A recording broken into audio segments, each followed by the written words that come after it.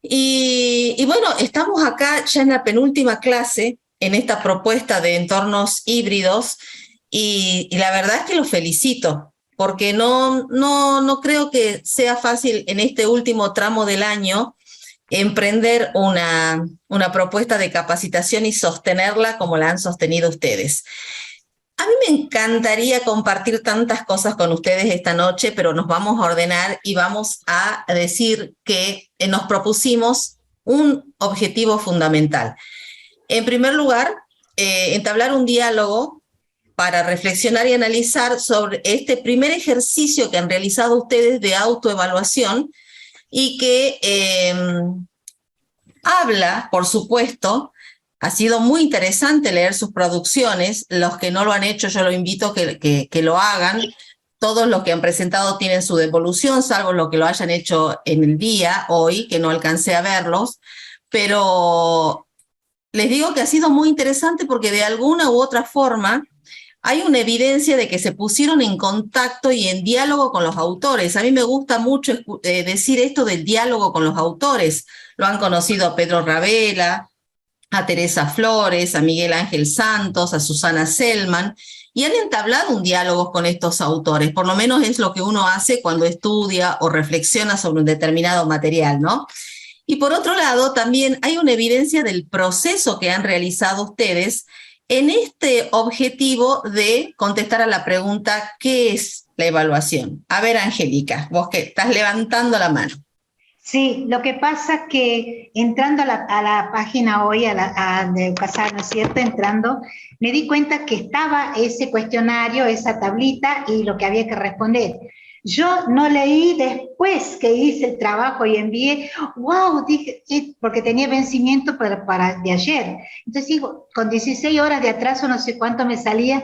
Entonces, bueno, me puse a reflexionar, fui haciendo, mirando, pero sin haber leído lo anterior. Una vez que envío, vuelvo a entrar al rato, porque entre clase y clase trato de entrar, entro de vuelta y me doy con que había un montón de material y yo lo hice sin leer el material. Así que, por favor, no lean porque tengo que leer y para poder hacer, ¿sí?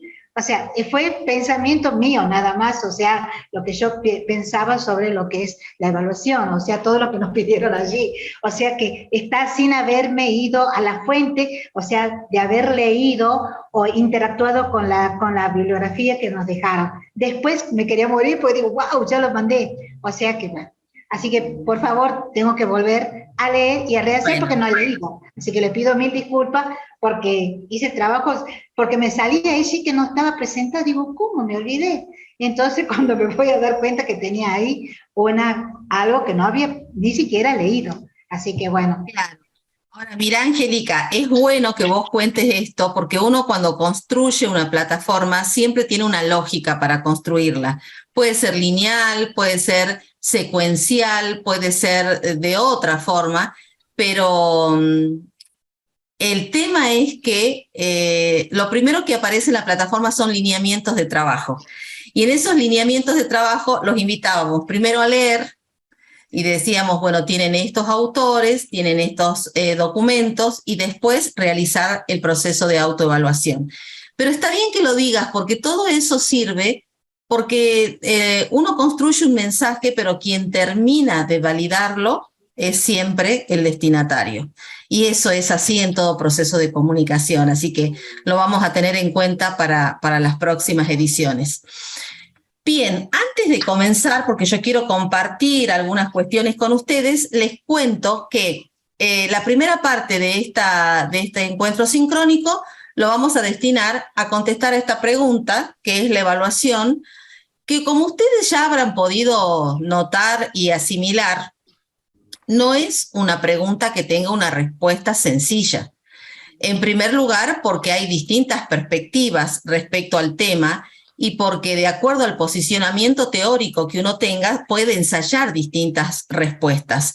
Pero nosotros vamos en este encuentro de alguna manera a sintetizar y a simplificar esas propuestas en dos lógicas que ahora les vamos a presentar, pero también vamos a ir respondiendo, porque la autoevaluación, como ustedes habrán podido ver, consistía en que ustedes marcaran a conciencia de manera reflexiva qué es lo que habían entendido, qué es lo que ustedes no habían entendido, lo que pueden explicar con sus palabras, los que creen que entienden pero no lo pueden explicar.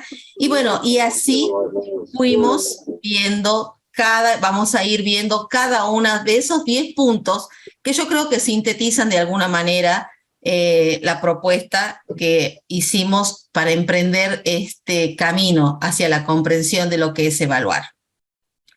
Pero antes de pasar a esa presentación y compartir mi pantalla, yo quiero que me digan 2 o 3 cositas. A ver, allí. Andrea Romero, creo que tiene el micrófono abierto. Andrea Romero. El que administra puede silenciarlo. A ver, ahí está. Ya lo silenciamos a Andrea. Bueno, podemos empezar a grabar si querés, Male, ya estamos grabando, ¿no? Hola. Ya estamos grabando, Gloria. Sí, sí. Bien, me escuchan. A ver, 2 o 3 opiniones de cómo les resultó este ejercicio de autoevaluación. No que me cuenten qué han marcado o qué no han marcado, sino cómo lo vivieron, cómo lo experimentaron, cómo les resultó realizar un proceso reflexivo de lo que habían leído y les pareció útil, los movilizó en algo, tienen alguna apreciación. Esto que quiero que me lo cuenten en primera persona. Guillermo, tenés la mano levantada. ¿Vos querés decirnos algo? Hola, ¿cómo están? ¿Me escuchan? ¿Me pueden escuchar? Sí, perfecto. hola, Guillermo. ¿Qué tal? ¿Cómo están? Un saludo a todos, buenas noches. Para mí fue muy buena experiencia en el sentido de que leí todos los apuntes y cuando me doy cuenta de que tenía que responder si podía explicarlo o no, lo tuve que leer como 5 veces más aproximadamente. Así que evidentemente es sabio el dicho que dice que el que tiene que enseñar a veces, tiene que demostrar algo, tiene que aprenderlo 2 veces. Así que para mí fue muy positivo en ese sentido, y bueno, creo que realmente fue muy enriquecedor. Para mí, súper enriquecedor. Lo que sí, tuve problemas en una parte que no me había quedado como claro, pero después se me aclaró. Si quieren, se lo escribo, porque ahora no lo tengo a mano, pero hay una parte que me resultó un poco confusa, donde tenía que poner, ya se los voy a buscar. Sí, de todas maneras vamos a repasar esos puntos, Guillermo, y si hay algo que no te queda claro después de la exposición, inclusive los voy a invitar a algunos de ustedes que expliquen determinados principios y que me ayuden a explicarlo, porque de eso se trata, dijimos, de entablar un diálogo, no solamente una exposición, así que vamos a ir construyendo entre todos este ejercicio de autoevaluación que de alguna manera nos hace recorrer por los distintos posicionamientos del tema. Había alguien más, Adriana, tenía la mano levantada, sí. Me parece que yo no entendí bien la consigna, porque yo me acuerdo que habías comentado sobre esta actividad, o sea, una de las profes, ustedes había comentado que teníamos que, por favor, seguir lo que ustedes proponían, ¿no? Y entonces dieron solamente un texto y 2 videos, según lo que hice yo, y después llegar a la autoevaluación. A mí el primer video, yo podría decir así sin exagerar que me cambió la vida, porque me sentí muy mal de saber que, y uno lo vive, sin embargo, cuando toma exámenes, de que los chicos se ponen súper mal, etc. Y, o sea, como yo no tengo hijos, no tenía noción de que los niños y en todas las edades las personas, por ser evaluadas, la pasan tan mal.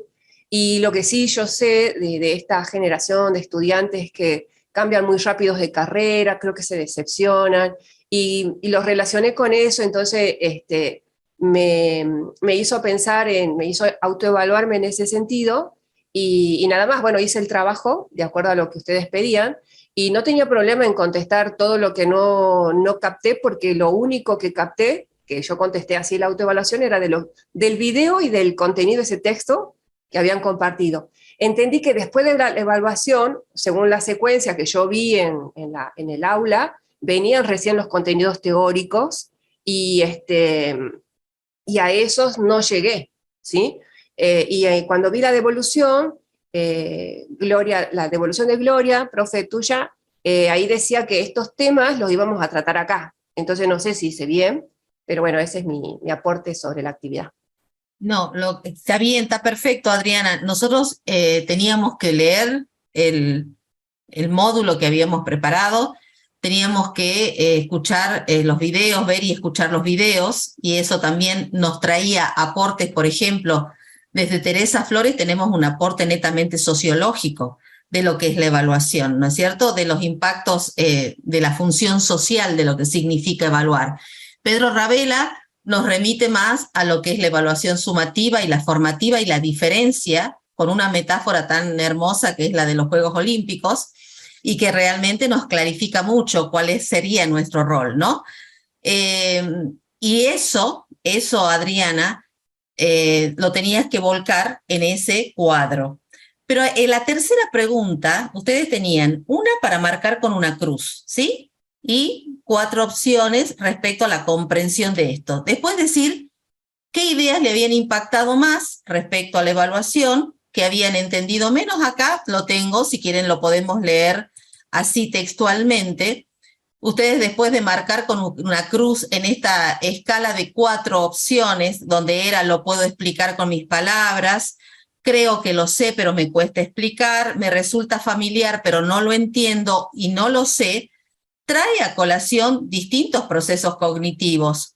Es decir, no estamos solamente marcando por una cuestión de un ejercicio para ver qué es lo que recuerdo o qué es lo que puedo explicar. Acá hay un profundo análisis de lo que cognitivamente logré, la comprensión y niveles de comprensión. Por eso es tan importante la autoevaluación. Y ya vamos a ver que es una de las herramientas de la evaluación formativa.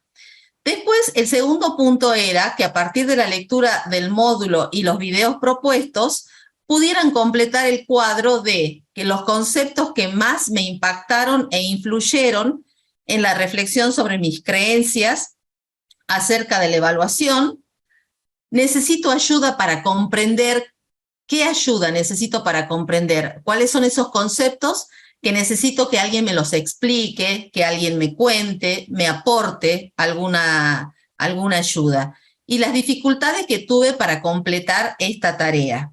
Y por último, donde creo que hubieron algunas confusiones, es en realizar una narración en primera persona, describiendo y valorando el proceso personal llevado a cabo en relación al concepto de evaluación de los aprendizajes. Y allí lo que la mayoría contestó es cómo evalúan sus cátedras. Y fíjense que en realidad lo que estábamos preguntando era, desde aquella primera definición que te propusimos, sin hacer trampa, que es evaluar, y después de ver el material escrito, escuchar a los autores, si alguno leyó y alcanzó a leer la bibliografía complementaria, que cuando tengan tiempo léanla, por favor. Eso, ¿qué produjo en mí? ¿Qué cambió? ¿Qué ratificó? ¿Qué dudas me surgieron? ¿Qué preguntas? Eso es un proceso de autoevaluación. Yo ratifico, dudo de esto, no estoy de acuerdo con este autor, me movilizó en este sentido. Eso es lo que significa la autoevaluación, que ya lo vamos a ver bien en el día de hoy. No sé si me explico, Adriana, que vos hiciste este planteo. Entonces, eso es lo que debiera haber movilizado toda esta cuestión, ¿no? Pero lo vamos a ir ensayando porque una de las cosas que les puse a todos en la devolución es que la autoevaluación sirve si se produce en 2 condiciones, ¿recuerdan? Una, que si se hace sistemáticamente, es decir, no una vez cada tanto como una novedad y decir, bueno, voy a rellenar mi clase y por favor se autoevalúan, porque esto no es nuevo. Ustedes realmente han implementado procesos de autoevaluación, donde a veces hasta le dijeron al alumno que se pongan una nota, y eso no es autoevaluación. Eso es, de alguna manera, lo que les sugiero, ¿no? Y que la autoevaluación tiene que tener una devolución. porque de alguna manera, cuando yo me autoevalúo, estoy descubriendo cuáles son esas potencialidades que tengo, cuáles son mis dificultades, y hace que el alumno tome conciencia de su propio proceso. Es decir, muchas veces nosotros decimos que el alumno no se compromete, que el alumno no participa, que el alumno es apático, pero creo que estas actividades hacen que de alguna manera, implementadas sistemáticamente, es decir, implementadas siempre que termine un proceso, lo podemos inclusive coordinar o combinar con otras herramientas como la que vamos a ver a continuación. Mañana ya van a tener habilitado el segundo eje de esta propuesta, que es la coevaluación. Ya no me evalúo solo, sino que un colega me evalúa a mí. Y eso es lo bueno, porque la evaluación siempre significa devolver a alguien una información, hacer a alguien una devolución. Y de eso vamos a hablar esta noche. Por eso creo que es importante que tomemos conciencia de que la autoevaluación significa un análisis introspectivo muy profundo que al comienzo no sale tan bien, porque no estamos acostumbrados. Es como preguntarles a ustedes qué sienten con esta actividad y me van a decir, sí la pude hacer, no. Les pregunté qué sienten, que hablen de sus emociones, y a veces uno no está acostumbrado a hablar de las emociones, porque muy poco se trabaja eso en el aula. Y sin embargo, el aspecto emocional, como ustedes han visto, es un eje de la evaluación. La evaluación nos hace sufrir, nos hace poner contentos, como a Felipe nos hace crecer la autoestima, nos hace sentir muy pequeñitos, nos hace sentir frustración. La parte emocional es muy fuerte en la evaluación, porque así también es nuestra cultura, ¿no? Siempre ponemos en la evaluación toda una carga de prestigio, de reconocimiento, de satisfacción o no, y eso es lo que producen los efectos emocionales de la evaluación. Carmen, tenés la mano levantada y te escuchamos. Hola Gloria, buenas noches compañeros, ¿cómo están? Bueno, respecto a la tarea que teníamos que hacer, a la actividad esta de autoevaluación, bueno, yo leí el material que me pareció todo muy lindo, pero realmente muy movilizante. Me costó el primer punto porque precisamente por la falta de costumbre, y dije, esto es autoevaluar precisamente, ¿no? Porque yo estaba preparada para decir si es cierto o no, si estoy de acuerdo o no estoy de acuerdo con que la evaluación es una práctica que tiene una función social, o que la evaluación ejerce poder, o que evaluar a todos de la misma manera, borra las diferencias. Bueno, estaba como preparada para eso, tenía ese chip, ¿no? Pero lo que se nos pedía era otra cosa. Y ahí dije, en un momento dado digo, si yo comprendo todo esto, efectivamente yo lo comprendo y lo puedo explicar, pero inmediatamente se me presentó la dificultad de cómo cambio, digamos, esto, porque yo entiendo desde la teoría cómo se presentan estas cuestiones, pero, digamos, modificar estas prácticas, proponer procesos de evaluación acordes a esta época y a las demandas actuales, bueno, es ese aspecto técnico, digamos, el que me hacía, en todo caso, tambalear. De forma que cuando digamos, al final yo concluyo la actividad, una de las cosas que destaco en ese proceso personal, digamos, de valoración, es cómo cuesta llevar a la práctica ese cambio, ¿no? Yo comprendo la dimensión política, comprendo la necesidad, pero implementar en un formato, si se quiere, todavía muy tradicional de enseñanza, aprendizaje, implementar este cambio yo debo reconocer mis limitaciones, y por otro lado, valorar que el ejercicio que nos estaban proponiendo en realidad iba por eso, era el verdadero ejemplo, ¿no? De cómo se debería hacer, o una de las formas, digamos, para generar ese cambio que nosotros estábamos esperando, que queremos, digamos, ¿no?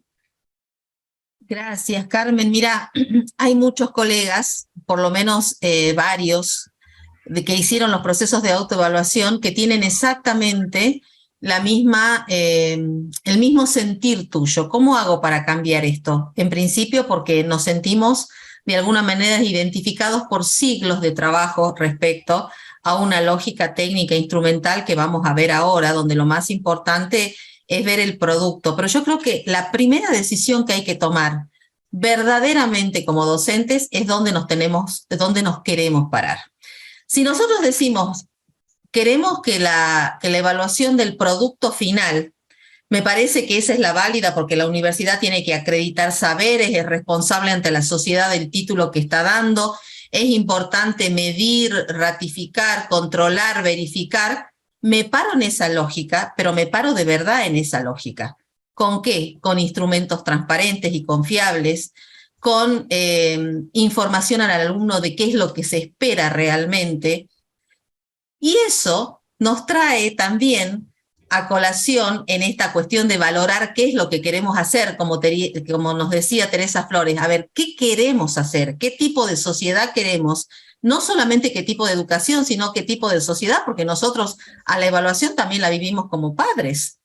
También lo vivimos como personas en la sociedad, donde tenemos que juntar credenciales para de alguna manera asegurarnos un puesto de trabajo porque te evalúan un currículum. Eso también es evaluación. Entonces, ¿qué tipo de sociedad y qué tipo de evaluación quiero? Si yo quiero esa evaluación, no hay problemas, porque además no estamos diciendo que no hay que hacer esa evaluación sumativa de acreditar, poner una nota, porque eso nos exigen institucionalmente.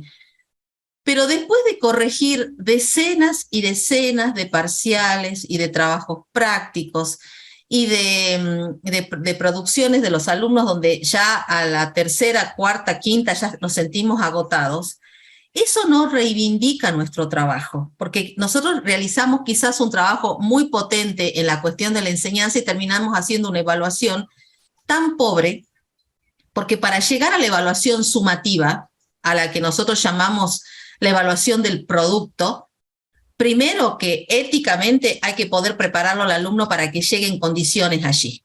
Porque si no llega en condiciones, queridos colegas, nos estamos mintiendo a nosotros mismos. Si nosotros sabemos que para este práctico, para este final, el alumno no está preparado, no estamos siendo ese mentor y esa guía que nos decía Pedro Ravela. Yo necesito preparar a mi estudiante para que llegue ante los jueces a obtener el mejor resultado, porque los resultados van a estar, porque la evaluación sumativa va a seguir estando en este mundo de credenciales, ¿no? Muy pocos países se animaron a sacar esa evaluación sumativa. Pero es la primera decisión que tenemos que hacer, Carmen. ¿Qué invertimos? ¿El esfuerzo en corregir, o el esfuerzo en acompañar y preparar para que ese estudiante llegue en las mejores condiciones? Y eso es lo que queremos tomar conciencia, y que la decisión que tomemos sea una decisión meditada y también una decisión racional sobre fundamentos teóricos y sobre la propia experiencia. Y cuando yo hablo de la experiencia, también quiero responder al cuestionamiento de Carmen y a la inquietud de ella y de otros colegas que también lo manifestaron. Nada se puede hacer si yo no implemento estas experiencias en el aula y las voy de alguna manera evaluando y valorando. A ver qué me resulta. Quizás resulten mucho mejor en algunas asignaturas estos procesos. La autoevaluación para mí siempre tiene que estar, porque es una toma de conciencia del propio sujeto, y ustedes ya saben por didáctica o por años de escuchar a profesores de didáctica decir que el proceso de aprendizaje es un proceso interno, es un proceso personal. Hagamos lo que hagamos, si el alumno no se compromete, no hay aprendizaje. Es así de sencillo. Es así de simple y es así de real. Por lo cual, al primero que tenemos que entusiasmar, al primero que tenemos que motivar, ya lo dijimos en el módulo anterior, es al estudiante. Y él tiene que tomar conciencia de sus limitaciones, de sus potencialidades, de lo que le falta. Por eso la autoevaluación es tan interesante como herramienta para la evaluación formativa, ¿sí? Y fíjense ustedes que en este módulo nosotros primero hemos leído, hemos hecho como una clase invertida, ¿no? Hemos tenido que leer, hemos tenido que dialogar con estos autores, hemos tenido que hacer un proceso de autoevaluación y ahora lo que estamos haciendo es poner en punto cada uno de lo que ustedes traen al aula, que eso ustedes lo pueden hacer perfectamente en una clase, es decir, trabajar todo lo que es expositivo para que en una clase trabajemos lo procedimental o lo emocional o la devolución. Tómense, forma parte del posicionamiento ético hacer una buena devolución a los estudiantes de sus producciones, porque si yo no les devuelvo, ¿cómo va a mejorar? Si yo no retroalimento esa producción, ¿cómo va a tener pistas por dónde tiene que ir? Bueno, la autoevaluación te da las mejores pistas porque te hace conocerte a vos mismo. Y eso es importante, pero vuelvo a repetir, tiene que ser un proceso sistemático. Dicho esto, y es nada más que el prólogo traído por ustedes, voy a tratar de compartir la pantalla para que podamos meternos en cada una de esos 10 puntitos que hemos visto en la autoevaluación y yo les voy a pedir a algunos de ustedes en algún momento que ustedes expliquen esa sentencia o esa expresión. En algunos los voy a explicar yo y si no, lo podemos ir explicando entre todos porque está bien, también está bueno este ejercicio de poder explicar. Porque si yo lo entiendo, lo tengo que poder explicar. Ahora, explicar es una competencia que también hay que construir. El discurso también hay que construirlo, porque yo en la cabeza tengo las ideas. Los chicos lo dicen permanentemente, yo lo sé, yo tengo, pero no lo sé explicar. ¿Pero por qué? Porque no tenemos demasiadas posibilidades de realizar este ejercicio. Entonces yo quiero saber qué ideas tienen ustedes en sus cabezas, ¿sí? Así que vamos a compartir. A ver. ¿Ustedes me dicen si ya están viendo esto? Sí, Gloria, perfecto. Buenísimo, ya les voy a... A ver, quiero bajar esto acá. Ahí está mejor. Ahí. Bueno. Dijimos que por lo menos hay dos lógicas para entender la evaluación y de esto ya lo estuvimos hablando. Una evaluación que nosotros denominamos sumativa y donde es apropiado hablar de verificar, de controlar, de constatar, de medir, dicen algunos, ¿no? Como que si el aprendizaje se puede medir. Y yo creo que nuestro vocabulario está lleno, pero lleno de estas expresiones. Perdón, vamos a volver a la anterior. Esta evaluación sumativa también algunos autores la llaman una evaluación técnico-instrumental. ¿Por qué técnico e instrumental? Porque la evaluación sumativa reduce su preocupación a elegir el mejor instrumento o lo que se considera el mejor instrumento para poder realizar todas estas verificaciones y controles sobre lo que realmente aprendió el estudiante. Es una evaluación de producto y si yo logro elegir un instrumento, sea una prueba oral, escrita, un multiple choice, un estudio de caso, lo que ustedes quieran, tiene que ser un instrumento válido y confiable que mida lo que realmente queremos medir y que nos pueda dar información confiable sobre lo que pasó con el aprendizaje del estudiante. Eso ya pasó, el producto ya está terminado. Por eso se llama técnico instrumental. En cambio, la evaluación formativa, sin desconocer el valor de la primera y la necesidad de la primera, nosotros en este módulo queremos hacer foco en la evaluación formativa porque es la evaluación que nos permite ayudar al alumno, que nos permite acompañarlo, que nos permite orientarlo, que nos permite hacer una retroalimentación de cómo está aprendiendo. Porque el foco no es ni el instrumento, ni es el producto final del aprendizaje, sino que es el proceso. el proceso, lo que está ocurriendo mientras él transita su camino del aprendizaje, solo, en grupos, colectivamente, qué está entendiendo, qué no, qué pasa por su cabeza, qué procesos cognitivos, qué pasa con su memoria, qué pasa con su posibilidad de relacionar conceptos, con su capacidad de transferir conceptos, con su posibilidad de crear nuevas ideas. Esa evaluación formativa es una evaluación, yo diría, oportuna. Tiene que ser una evaluación oportuna. El docente tiene que intervenir con alguna información, con algún inclusive apoyo emocional para poder mejorar el aprendizaje de su estudiante. Esto, así, parece bastante claro, ¿no? Estas dos lógicas. Permítanme compartir con ustedes anécdotas. A mí me encanta contar anécdotas, metáforas y demás.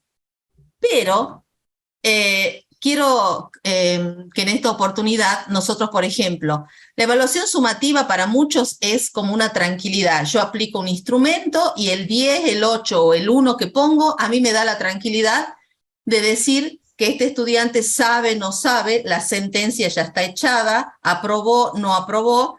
Ahí María José levantó la mano. Male, por favor, yo no estoy mirando, pero si vos podés. Sí, ahí María José tiene la mano levantada. Dale, María José, me encanta, decime. Estás con el micrófono apagado, María José. Tendrías que prender tu micrófono. Otra vez se apagó. Ahí está prendido, pero no te escuchamos.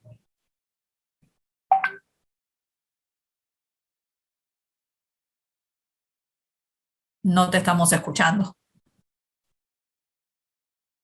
Bueno, yo, mientras María José resuelve sus problemas tecnológicos, no sé si alguien más quiere decir algo, si esto quedó claro, y si no, para terminar con esto, quiero compartir con ustedes una anécdota de lo que significa la evaluación sumativa y que muchas veces esa garantía que tenemos no lo es tanto. De estas anécdotas ustedes deben haber escuchado un montón.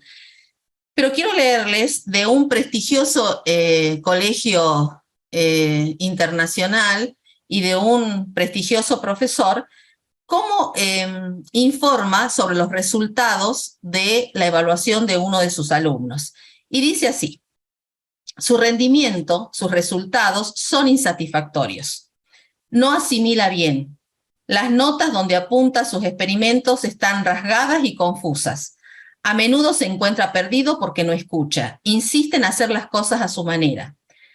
Me ha llegado la noticia de que quiere ser científico y en las circunstancias actuales esto me parece algo ridículo. Si no puede ni siquiera aprender las bases de la biología, no tiene ninguna posibilidad de desempeñar el trabajo de un especialista. Sería pura pérdida de tiempo no solo para él, sino también para los que deberán enseñarle. Esto es después de aplicar una evaluación sumativa sumamente rigurosa, donde él verifica, controla y constata que su alumno no tiene resultados satisfactorios. El alumno en cuestión, los que son del palo de la biología, es John Gurdon. Medio siglo después, en el año 2012, a sus 64 años, Gurdon gana el Premio Nobel de Medicina. Sus pobres resultados de la Eton School, todavía se recuerdan ese informe de ese profesor, donde alcanzó una puntuación de 2 sobre 50. Sin embargo, llegó a lo más alto de su carrera profesional. A ver, ¿algún comentario hasta acá? ¿Qué les parece? Ahí creo que María José ya se la escucha. Dale, María José, te escuchamos. Sí, pero no sé si quiere terminar con la anécdota, el cuento y después... Ya está, con la de la evaluación sumativa está perfecto. Así que te escuchamos, María José. No, yo quería hacer una pequeña acotación sobre la evaluación sumativa, que aparentemente parece tan rigurosa. No siempre es así, por más que uno crea que está bien hecha o está bien lograda, que al darle una nota al alumno ya está tiene validez. Hay una tensión permanente en la evaluación sumativa entre validez y confiabilidad. Si hay mucha confiabilidad, tal vez no hay mucha validez. Entonces hay que llegar a un punto medio entre esos dos, digamos, objetivos de una evaluación, que es muy difícil de lograr. Por eso es que no se puede confiar tanto en una evaluación sumativa, porque todo depende de cómo fue logrado ese instrumento de evaluación. Si el instrumento diseñado es erróneo, no va a haber la obtención de las notas no van a reflejar exactamente la capacidad, ni la competencia, ni los logros de los alumnos. Por eso es tan fundamental hacer una buena evaluación, porque una buena evaluación tiene que considerar esos dos aspectos, y siempre se debe acompañar por la evaluación formativa, o como muchas veces usamos en nuestros ámbitos, es la evaluación informal o auténtica. También hablamos de evaluación informal o auténtica, que considerando todos esos aspectos podemos tener una panorama, una foto, digamos, más completa del alumno. Ni la sumativa ni la formativa solas son suficientes. Todas tienen que estar acompañadas. Esa es mi visión de este aspecto, ¿no es cierto? Muy bien, María José, perfecto, muy claro lo que dijiste, y estoy totalmente de acuerdo con vos. La evaluación sumativa, por más rigurosa que sea, te voy a dar otro argumento de por qué no es suficiente. Porque es un recorte. La evaluación sumativa es una foto. Es una foto de una persona en un momento determinado, ¿sí? A mí me pueden sacar una foto en un momento determinado, pero al no tener movimiento, no me da cuenta total de la persona que soy. O cuál es mi aspecto, cuál es mi energía. Es decir, esa foto, ese recorte, dice lo que sucede solo en ese momento. Y que puede cambiar, porque el aprendizaje es dinámico, el aprendizaje cambia. Entonces, ¿cuántas veces nos pasó a nosotros o cuántas veces le pasó al estudiante que después de unas cuantas clases recién entendió lo que había planteado el profesor en clases pasadas? Y está el famoso eureka, ahora lo entiendo. Porque eso cambia. Pero si nosotros justo sacamos la foto en el momento que estamos desarreglados, que estamos mal, que salimos feos y todo lo demás, eso nos va a dar una información errónea. Por eso yo tengo que tener muchas fotos, pero no necesariamente para calificar y poner una nota, sino recortes en distintos momentos para ver cómo se comporta el aprendizaje de mi estudiante. No es fácil, pero el ejercicio ayuda. Después lo vamos a ver también en este sentido y en las próximas placas. Graciela, tenías la mano levantada. Tenés la mano levantada. Justamente acabo de leer lo que decía el arquitecto Orce. Bueno, justamente yo creo que las evaluaciones no reflejan el conocimiento del alumno, porque el proceso, digamos, el aprendizaje es todo un proceso, ¿sí? Y en ese proceso nosotros tenemos que acompañar al alumno. Tal vez en ese es un excelente alumno, pero en el momento de la evaluación o tuvo un problema personal o no pudo estudiar o le fue mal. Entonces yo creo que hay que hacer una lectura. Lo que hacemos nosotros es una lectura de notas, de los trabajos, y no reflejar la evaluación final directamente, porque no refleja el conocimiento real de los alumnos, ¿no? Hay que ver el desarrollo del alumno a lo largo de ese proceso. Y bueno, sería como la evaluación como finalizar, pero no es, digamos, parámetro para definir si el alumno sabe o no. porque, como repito, como digo, a lo mejor el alumno tuvo un problema, emocionalmente no está bien, no pudo estudiar por diferentes circunstancias, el alumno se saca una mala nota y eso no quiere decir que el alumno no haya estudiado, que sea un mal alumno. Tal vez ese día no pudo, pero en el desarrollo, en el proceso, es un excelente alumno. O sea que para mí no es definitoria la evaluación, digamos. Ese es un argumento muy importante como para hacer foco en la evaluación formativa, ¿no? Porque la evaluación formativa no descarta que después hagamos una evaluación sumativa para poner una nota, porque tenemos que acreditar. Sobre todo es nuestra función también, ¿no? Pero esta cuestión de preparar para, eso es lo que a mí me gusta de la metáfora de Pedro Ravela, ¿sí? Bien, vamos a ver ahora, a ver allí. De todas maneras, sea una evaluación sumativa o una evaluación formativa, lo que nosotros tenemos que tener como principio es que enseñar, aprender y evaluar van de la mano. La evaluación está integrada a toda la propuesta. Mientras yo estoy pensando qué voy a enseñar, ya estoy también definiendo cómo voy a evaluar eso que estoy enseñando. Mientras el alumno está aprendiendo, también tiene que poder hacer procesos de autoevaluación y también tiene que ver cómo el docente genera algunas expectativas relacionadas con eso que está aprendiendo. Por lo tanto, ustedes habrán escuchado a los distintos autores decir que la evaluación no es la última etapa, que generalmente a veces decimos, bueno, enseñamos y al final evaluamos. Ese al final evaluamos no es una condición pertinente de la evaluación. La evaluación está integrada al enseñar y al aprender, pero esta sentencia o esta explicación también tiene otro sentido. Nosotros tenemos que enseñar para promover determinados aprendizajes y tenemos que evaluar en consecuencia.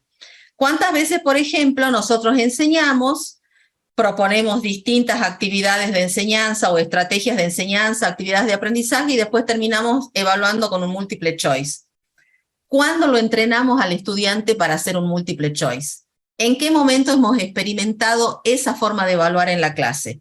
O al revés, hemos hecho clases muy transmisivas, actividades quizás pobres de aprendizaje y lo terminamos evaluando con un estudio de caso. Evalúe este caso, resuelve este problema, porque está lindo tenerlo como instrumento, pero hay coherencia entre lo que enseñé, entre lo que el alumno pudo hacer para promover su aprendizaje y el evaluar.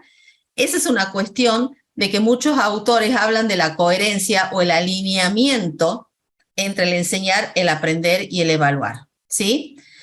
Y acá sí quiero preguntarles a ustedes fehacientemente, después de leer todo esto, para ustedes, ¿la evaluación qué es? ¿Una instancia? ¿Es un proceso o es una práctica? Aceptamos las opiniones. A ver, ¿quién se anima? ¿La evaluación es una instancia? ¿Es un proceso? ¿Es una práctica?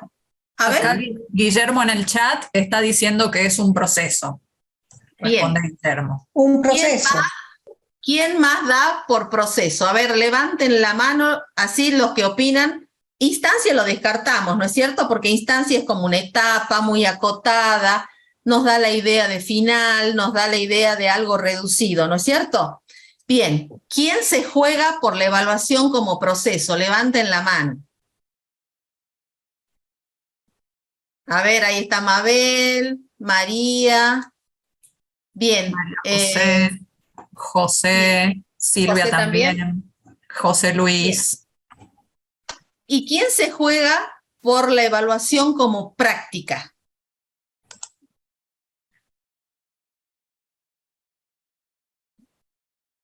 ¿No? ¿Nadie? Adriana había puesto en el chat que es una práctica. Arquitecta Orce también. Bueno, veamos. En realidad, en la secundaria, a nosotros siempre nos hablan de instancias de evaluación, ¿no? Instancias de intensificación, de instancia evaluativa, o sea, por eso yo me incliné por instancia al principio, porque siempre se nos dice las instancias de evaluación son tal y tal, y por eso yo me incliné, porque en la secundaria nos manejamos con esos términos, ¿no?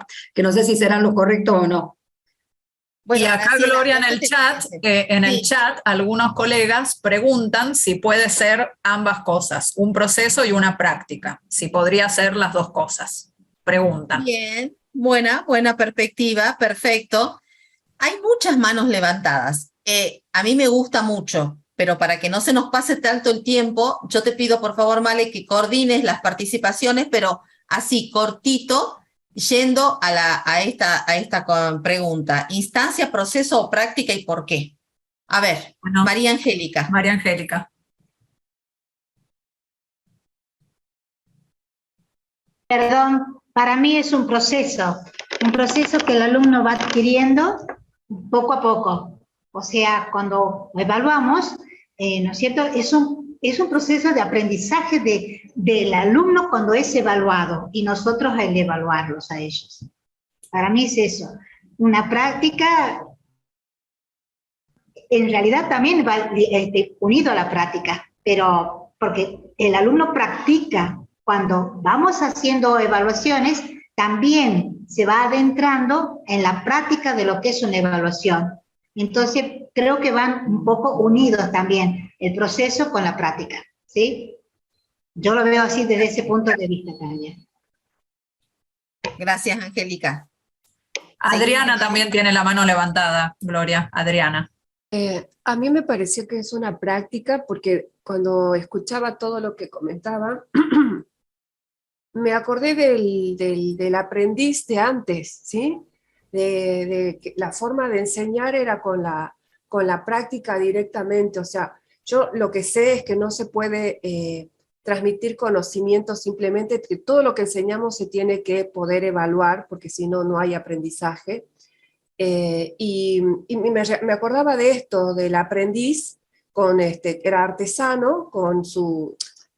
¿cómo era? El maestro aprendiz con su artesano, con el maestro artesano con su aprendiz, y todo le enseñaba ahí en el taller todo lo que tenía que hacer, y creo que más allá de que por ahí yo soy profesora de historia y que las materias sean muy teóricas, creo que es una práctica constante de la evaluación, me parece a mí, ¿sí? Que todo lo que transmitimos tiene que poder ser practicado para que el alumno pueda salir, digamos, de una formación con esas competencias que hablaba, ¿no? Tiene que ser competente para todo lo que califica su carrera. Bueno, una opinión. Muy bien. ¿Alguien más?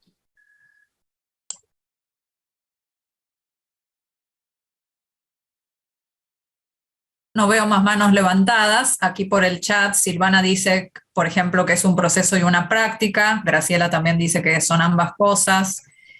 José Luis dice que es un proceso, dado que se debe planificar al inicio del proceso de enseñanza-aprendizaje.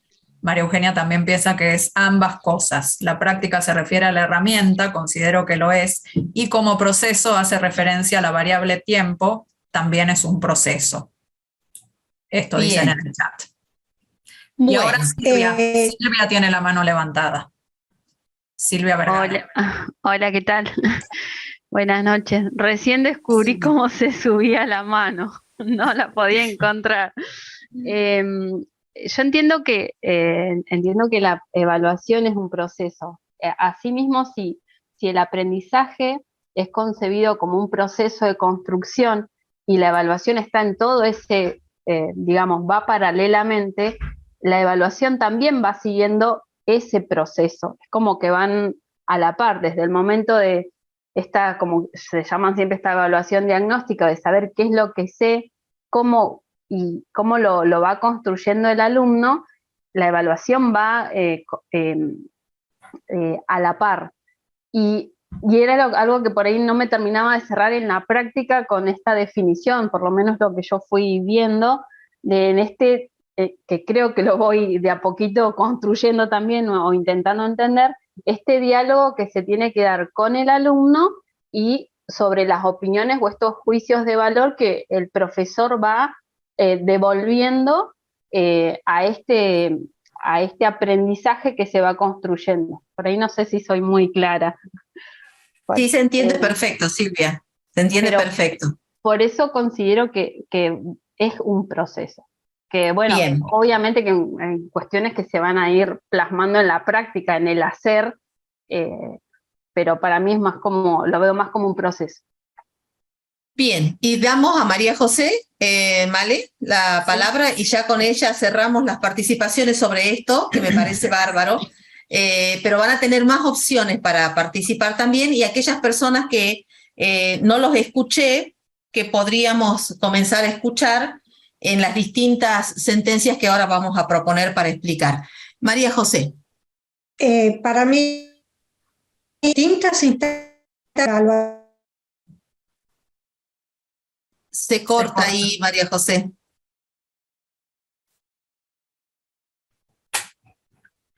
Ay, ¿ahora me escuchan?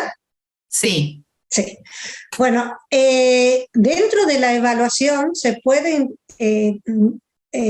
dar distintas instancias evaluativas, pero la evaluación en su conjunto es un proceso que se consolida con la práctica.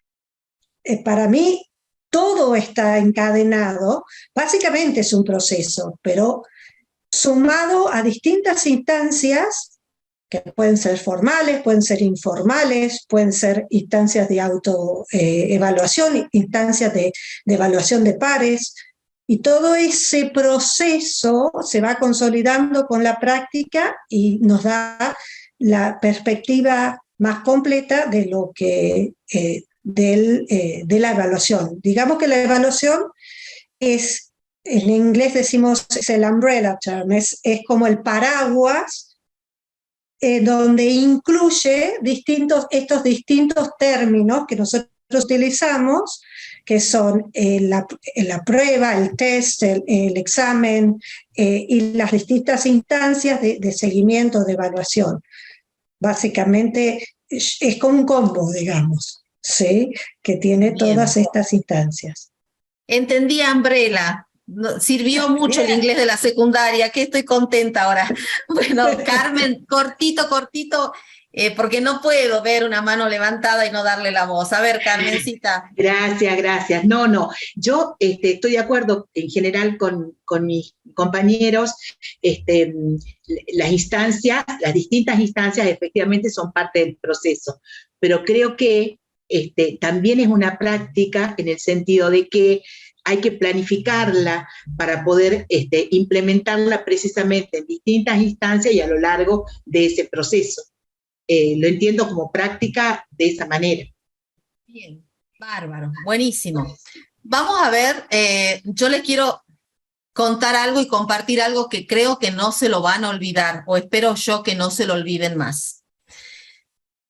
Vamos a descartar instancia porque es un concepto pobre para lo que significa la evaluación. Instancia nos habla de algo muy acotado, de una etapa, de un instante, y nosotros queremos darle a la evaluación una envergadura mucho más amplia, una cobertura, una umbrella, como dijo María José. Bueno, el tema proceso está muy bien justificado por todos ustedes y muchos autores, la mayoría de ellos, deciden definir a la evaluación como proceso y en eso tienen 10 total, en la evaluación sumativa. Yo quiero contarles que prefiero definir a la evaluación como una práctica, pero también les quiero decir por qué y quiero justificar y quiero darle el significado a esta palabra que ustedes, yo quiero que no se lo olviden porque esto sí es un principio de la didáctica. Práctica no es lo mismo que ejercitación. Por ahí nosotros lo que estamos haciendo es a veces tomar como sinónimo de práctica opuesto a lo teórico y que nosotros hacemos algo y ejercitamos en algo y por eso son esas acciones que hace el estudiante y se va perfeccionando. La práctica en didáctica tiene un significado diferente. Esto, por favor, lo anotan y no se lo olvidan y van a quedar de maravilla con cualquier otro profesor de didáctica. La práctica es una acción consciente y deliberada que siempre causa efecto en los demás. Por eso la enseñanza es una práctica. ¿En qué sentido? Que cuando yo armo mi propuesta de enseñanza, elijo las estrategias y elijo las actividades secuenciadas que van a realizar mis estudiantes, lo estoy haciendo en forma consciente. Yo no puedo decir, ay, no me di cuenta lo que estaba haciendo. En forma racional, yo hago esto bajo estos fundamentos, de estas teorías, de estos principios, de esta experiencia que tengo dando clases. Por eso la práctica, vuelvo a decir, es una acción, si se quiere, es una propuesta deliberada, racional y que siempre busca causar un efecto en los demás. Eso es un principio de la didáctica. Por eso la enseñanza es una práctica. Entonces, ¿mi enseñanza causa efecto en mis alumnos? Pregunto. ¿Yo trato de que impactar en mis alumnos para promover buenos aprendizajes? Pregunto, ¿es así? Ustedes me dicen con su cabecita. Cuando yo organizo una propuesta, la planificación famosa de la enseñanza, lo hago en forma deliberada, en forma racional, y soy consciente de los efectos que quiero causar en mi estudiante. No es una cuestión de yo no sabía, yo no me di cuenta o yo no sabía qué efecto iba a causar. Por eso es tan importante tener ese concepto de práctica, y en la evaluación viene muy bien ese concepto de práctica, porque cuando yo evalúo, soy consciente cuáles son los efectos que quiero causar en mi estudiante. Por eso el aprendizaje no es una práctica, porque en realidad el efecto es del alumno en sí mismo, y por eso es mucho mejor decir que el aprendizaje es un proceso. Pero la enseñanza es una práctica social deliberada, consciente, que busca causar efecto en sus estudiantes. Y no es sinónimo de ejercitación práctica, ¿sí? Eso lo aprendemos por la sociología y es un principio de la didáctica. Y van a ver que por más racional y deliberada que sea, muchas veces nosotros llegamos a la clase con una propuesta de enseñanza y los efectos en el aprendizaje son totalmente diferentes a lo que nosotros esperábamos. ¿Les pasó alguna vez que llegan con una propuesta y que muchas veces los alumnos entienden otra cosa, hacen otra cosa, producen otra cosa? Porque en realidad la riqueza de la educación es esa, la creatividad de los sujetos, ¿sí? Los sujetos no son autómatas, pero nosotros siempre tenemos que tener esa situación de deliberación, de racionalidad y también de saber exactamente cuáles son esos efectos que quiero causar en mis alumnos, esos cambios de conductas, esas expectativas que me genero al enseñar este contenido, al hacer esta actividad y al realizar esta propuesta de evaluación. Entonces están muy bien los que contestaron que es un proceso y es una práctica. De hecho, yo elegí una definición de Jorge Steinman, que él habla de la evaluación como proceso. Pero a mí me gusta mucho decir que también es una práctica, porque nosotros no podemos desconocer los efectos que causa la evaluación en mis estudiantes, como lo dijo Adriana al comienzo de la clase. ¿Sí? Bien, buenísimo. A ver, antes de pasar a la segunda placa, ¿quién quiere, así, una sola persona, quién quiere explicar la afirmación que habíamos realizado como ejercicio de autoevaluación, la primera afirmación, que la evaluación es una práctica que tiene una función social? ¿Quién se anima a explicar esa sentencia? Los que marcaron una crucecita en la primera columna. ¿Recuerdan? La evaluación es una práctica que tiene una función social. ¿Quién se anima a explicar eso?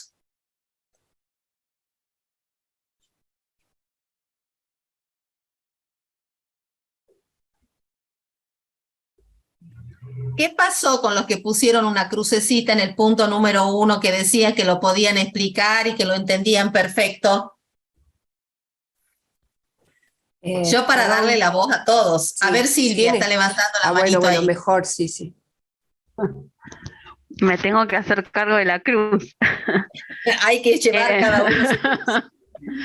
La evaluación como una práctica que tenía una función social era porque se utilizaba la evaluación como un instrumento de poder que permitía poder incluir o excluir sujetos a partir de su utilización, de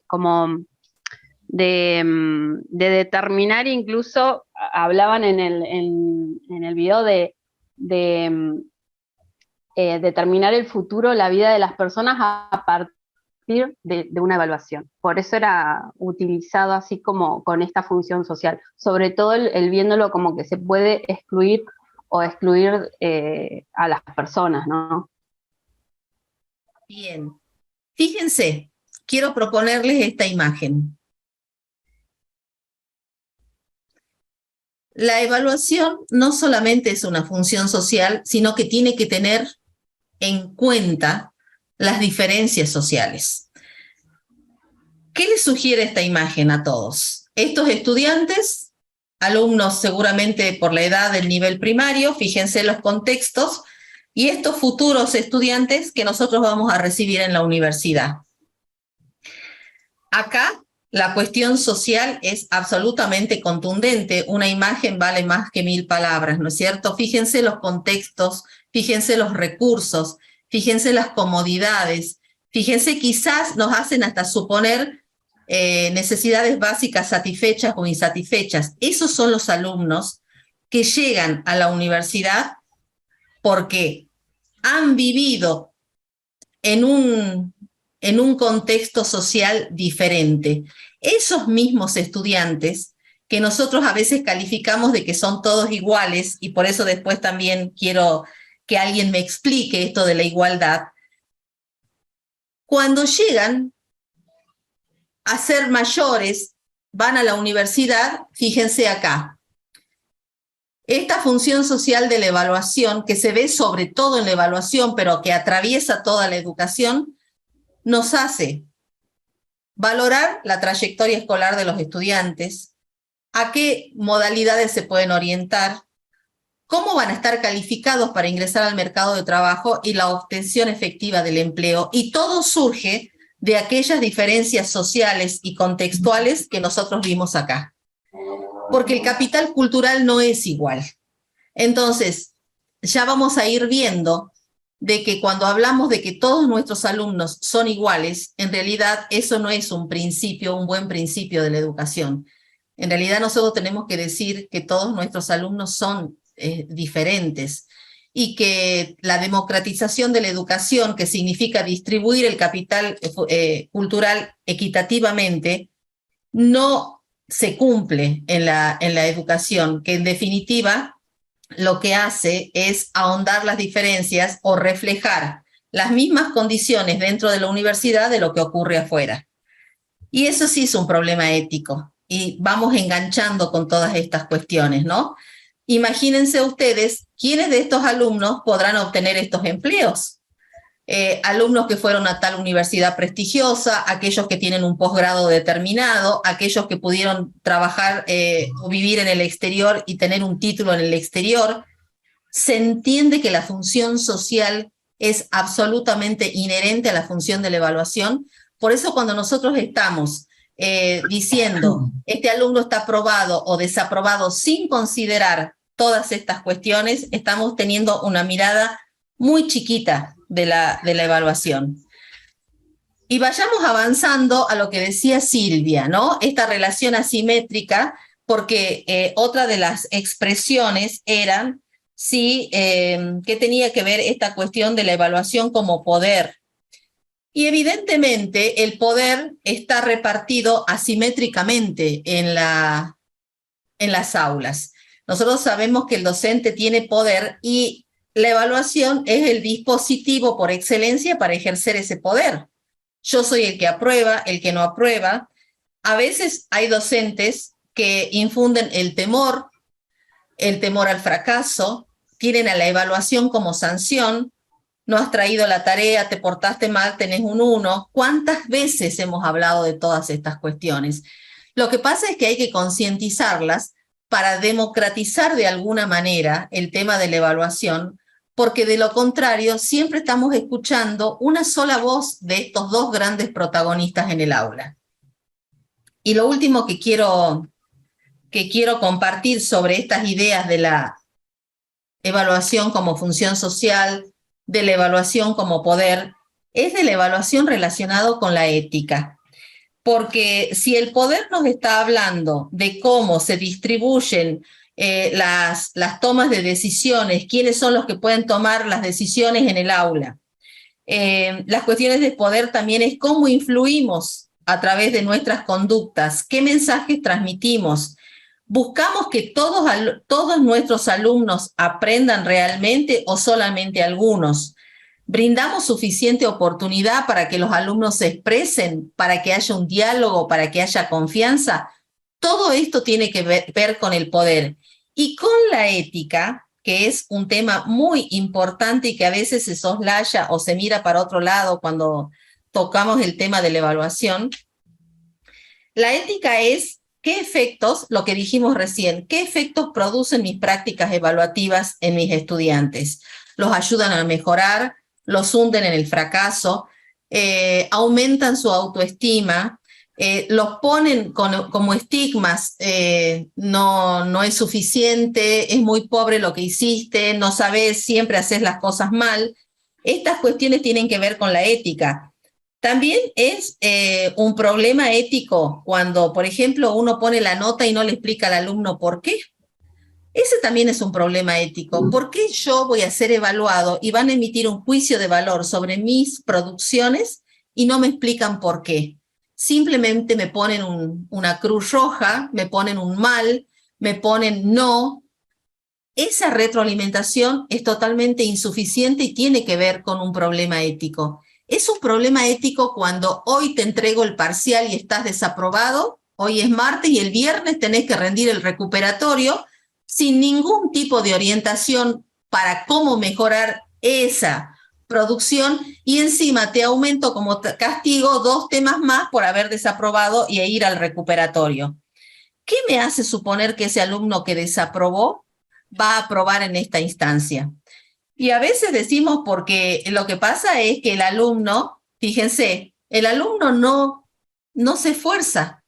El alumno no estudia, es la primera hipótesis que nosotros tenemos ante el fracaso de los estudiantes. No estudió. Y esa es una hipótesis muchas veces real, pero también es insuficiente. Y por eso de las cosas que ustedes querían entender mejor era lo que Bourdieu, que es un sociólogo también, tiene una expresión muy fuerte para decir, nosotros como docentes somos indiferentes a las diferencias. Quizás ese alumno no estudió, porque su capital cultural no era suficiente. Vamos a tratar de ir más allá. Quizás el capital cultural de todos no parten de la misma línea de largada. Hay personas que llegan a ser nuestros alumnos que vienen de familias donde los han estimulado a aprender, donde les han comprado libros, donde tienen computadoras, y hay estudiantes que no lo tienen, que trabajan, que tienen que hacer. Nosotros nos tenemos que hacer cargo de eso, hacer cargo no, pero tampoco desconocerlo. Muchas veces todo lo que significa las herramientas de trabajo intelectual están dados en ese capital cultural y nosotros no lo tenemos en cuenta. También es cierto que muchas veces, vamos a ir más allá, que muchas veces ese capital cultural que hace que nuestros estudiantes sean diferentes, nosotros cuando no lo consideramos y somos indiferentes a ese principio, ofrecemos siempre una educación de talla única y una evaluación de talla única también. Talla única, que es una educación de talla única, que es una hermosa, una frase muy potente de Perrenou, que es otro sociólogo que investigó mucho sobre la evaluación, nos habla que nosotros no tenemos en cuenta las desigualdades. Y todo eso tiene que ver con la función social, con la evaluación como poder y la evaluación como también relacionado con la ética. Ahora sí, los quiero escuchar a ustedes antes de pasar a lo que es la distribución normal, la famosa curva de Gauss, o, porque también preguntaron sobre la curva de dominio, que son estas que vamos a ver ahora. Los quiero escuchar. Hasta acá, ¿cómo van? Ahí Graciela tiene la mano levantada. Bueno, Bueno, sí, sí, a ver, Male, y también promover, por favor, la participación de otros estudiantes que generalmente no hablan. Yo no los quiero nombrar, pero por favor, autopostúlense, si estamos acá entre amigos y tenemos que Postúlense, algunos escriben en el chat, está muy bien, pero anímense a hablar, que es más directo. Aprovechemos que podemos hablar. A ver. Yo lo que quiero agregar a todo lo que está diciendo Gloria, que está excelente, es que no solamente ahora tenemos que tener en cuenta las diferencias sociales y culturales, sino que con el tema de la inclusión, ¿no es cierto?, que tenemos que tener en cuenta en el momento de evaluar, en el proceso, a todos aquellos alumnos que ahora tenemos que incluir tanto en la secundaria como en la universidad, que tenemos muchísimos nosotros en primer año, con síndrome de Asperger, con retrasos madurativos y demás, o sea que obviamente que la evaluación nunca va a ser igual para todos. Nosotros tenemos que planificar, ¿no es cierto? Por lo menos Silvana, mi compañera y yo, planificamos siempre distintos tipos de evaluación, porque esos chicos no pueden realizar la misma evaluación que el resto. Y bueno, y como Universidad Católica que somos, tenemos que llevar la delantera, demostrando que tenemos en cuenta eso, ¿no? Tenemos alumnos con muchísimos problemas en primer año, pero muchos, ¿no? Y la pandemia creo que ha dejado al descubierto muchísimos más, tanto en la secundaria, que los vemos todos los días, diferentes tipos de casos, ataques de pánico, de ansiedad, muchísimos, síndrome de Asperger, muchísimo, que antes no se veía tanto, o no se lo diagnosticaba. Algunos tienen su, digamos, la persona, su acompañante terapéutico y otros no. Entonces, también los docentes estamos en ese tema, ¿no? Tratando de ayudar a esos chicos, y también eso es una diferencia. También es parte de la ética que nosotros como docentes tenemos que considerar a esos alumnos. Así que, bueno, ese era mi aporte, nada más. Gracias, Graciela. Male, dale la palabra a quienes se van a expresar por primera vez en este encuentro, por favor. Bueno, Silvana, ahí se animó a levantar la mano. Muy bien, Silvana. Hola, ¿qué tal? Buenas tardes a todos. Sí, lo que pasa es que por lo general concuerdo con muchas de las ideas que ya las están expresando, entonces no hago otro aporte. Pero como decía Graciela, cada alumno es único, es una persona única y tienen distintas características y vienen de entornos diferentes. Antes tal vez no se tomaba tanto en cuenta, pero ahora sí se nota y hay como que ciertas características que uno ya va descubriendo en los chicos que tienen dislexia, dislalia, y un montón de otras características, hay que tomarlos en cuenta y hay que darles la oportunidad de aprender, de ver que pueden superarse, no ponerles un límite, o porque este chico tiene Asperger, no va a poder, sino que hay que adaptar y darles la oportunidad para que ellos puedan ir a su paso, superando ciertas dificultades. En muchos casos no van a llegar al mismo punto que puede llegar otro chico que no tiene ningún condicionamiento y siempre estuvo bien alimentado y siempre tuvo un entorno en el que fomentaban la lectura, etcétera, y tenía electricidad y computadora, etcétera. Nunca van a estar en la misma categoría, digamos, con las mismas posibilidades, pero pienso que a todos hay que darles esa oportunidad y hay que ayudarlos al aprender y al lograr lo que ellos quieren hacer y por eso se están esforzando. Bien, muchas gracias, Silvana. La verdad que es muy interesante. Podríamos hablar de las condiciones de trabajo en las que nosotros también ejercemos, ¿no? Grupos masivos, muy heterogéneos. A veces no estamos preparados para enfrentar eso y bueno, son las condiciones de nuestro trabajo. Yo temo que no nos alcance el tiempo y por eso solamente estas cuestiones. Estamos acostumbrados a la distribución normal de la campana de Gauss, es decir, la mayoría va a tener tales calificaciones, una minoría va a tener un éxito y otra minoría es un fracaso total. Sin embargo, sabemos que no hay distribución normal en el tema de la educación y de la evaluación. Y muchas veces hay profesores que se jactan de que tienen una simetría negativa. Mira, han desaprobado el 80% de mis alumnos porque yo soy exigente. Son expresiones que todavía duelen y todavía molestan y todavía están vigentes en nuestras aulas, ¿no? Ese falso criterio de prestigio por la exigencia y demás. Y muchas veces también nosotros tenemos que cuidar nuestro vocabulario en ese sentido. Bueno, vamos por último a ver esta definición que yo creo que sintetiza. Steinman define a la evaluación como proceso. Una condición importante para poder evaluar es tener conocimiento e información y comprender información. ¿Información de qué?